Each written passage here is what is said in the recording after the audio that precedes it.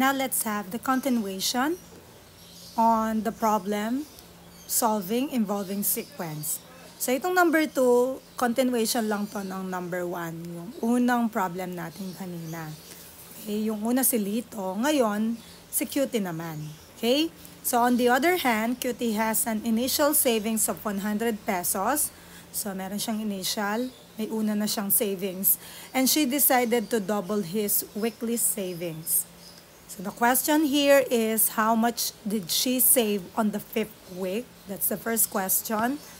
And second is, how much is her total savings after 5 weeks? So ang una munang gagawin natin dyan is to have the table. Create a table. Okay, so let's have the time per week naman to. And then yung savings niya in peso. Okay, in peso sign. Peso symbol tayo yan. Okay, so first natin, ang initial savings niya, initial is, meron na siyang 100 pesos. Right?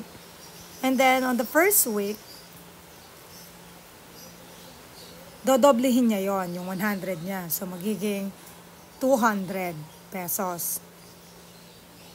Okay, so that means, meron na siyang initial, tas dinoble niya yon ng 200, yun yung savings niya doon sa first week na yon, plus yung initial niya. Yun ang ibig sabihin nun.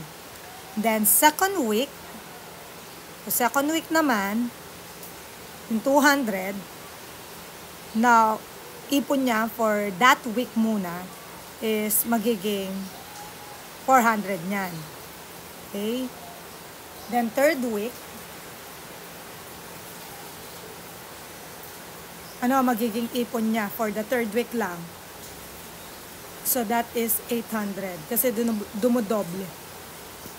Ayan, double. Per week yan, no? Okay? So, ngayon, magkano daw ang savings niya? Or magkano yung sinave niya nung 5th week?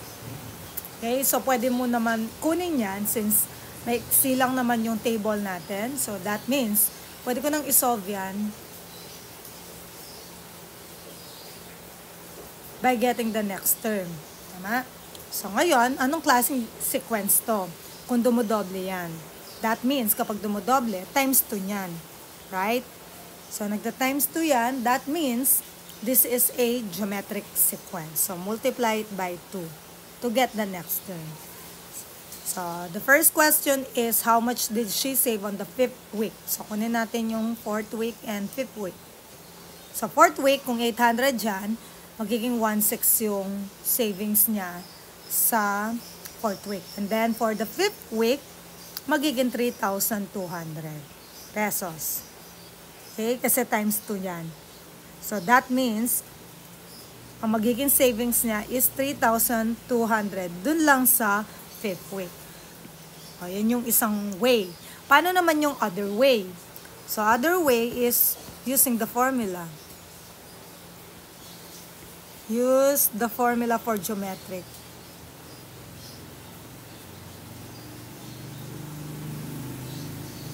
Okay, geometric sequence. So, ngayon, since meron yung initial savings, so, ito yan yung magiging A sub 1 natin, yung 100. Tama?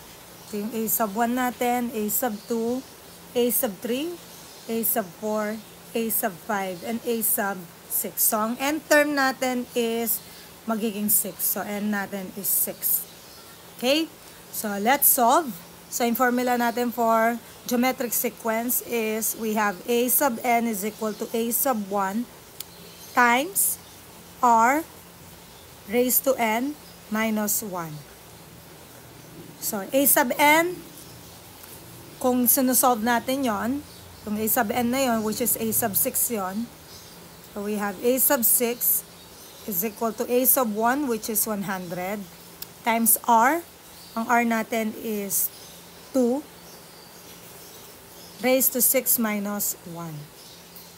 Solve na natin. A sub 6 is equal to 100. 2 raised to 6 minus 1, that is 2 raised to 5. Tama?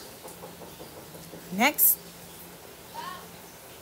So, a sub 6 is equal to 100. So, 2 raised to 5 is 32. Ha?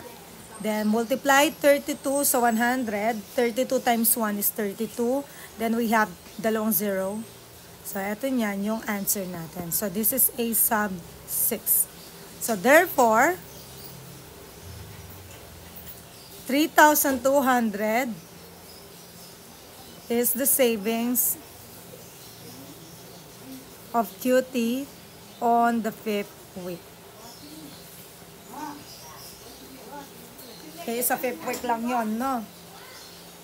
Ngayon, punta na tayo sa second question. Yan yung unang question. Second na tayo, how much is her total savings after 5 weeks? So, total lang pinag-uusapan dito. So, letter B tayo, yung total savings niya. So, ulitin ko, may dalawang way dito para ma-solve yan.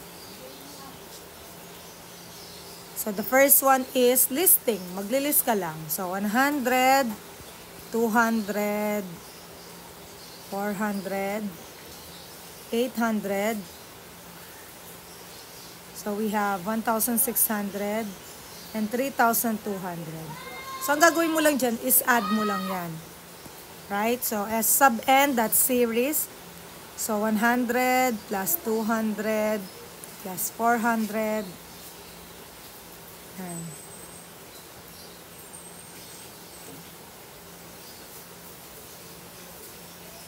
Okay, add ko lang to. Itong 1,600 and 400, that's 2,000 na, right? So, 2,000 plus 3,200 plus itong dalawang ito, 1,000 yan, plus 100. So, 0, 0, 3, 4, 5, 6. So, 6,300.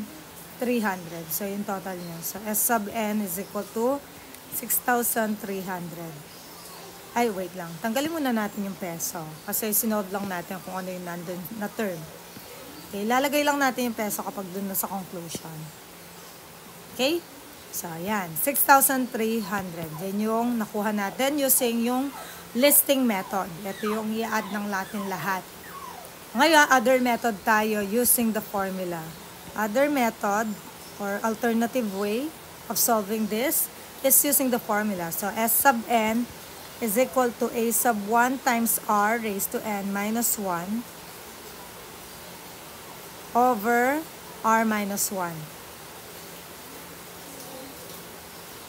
Ay, wait lang. Mali pala to. R raised to n minus 1 pala dito. Ayan. Careful pala. So, ngayon, ang A sub 1 natin, tandaan yung initial. And then A sub 6. Kunwari, nahanap natin to using the formula. Okay, so ang n natin yan will be 6 is equal to A sub 1 is 100 times R. R natin is 2 raised to n, which is 6 minus 1. Then, R minus 1, R natin is 2 minus 1. So, S sub 6 is equal to 100. So, 32 times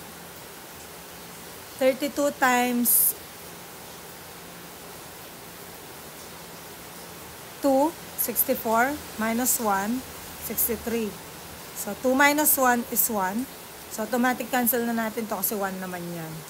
Tanggalin na natin. So, S sub 6 is equal to, magiging 100 na lang times 63. So, multiply the non-zero digit. So, S sub 6 is equal to 63 times 1, that's 63. And then, may dalawa tayong 0 dyan. Okay? So, ito na yung sagot. Which is similar din doon sa nakuha natin kanina. Yan. Similar lang sila. Same answer. So, ang maganda lang dito, kapag gumamit ka ng formula, pwede siya kapag higher term na. Okay? Yung masyado na marami yung mga terms mo in a given sequence. Dito medyo madali lang kung listing method lang ang kukunin. Kasi hanggang 8 sub 6 lang tayo eh. Okay, so therefore, 6,000, wait lang, pasobra, 6,300 pesos is the total savings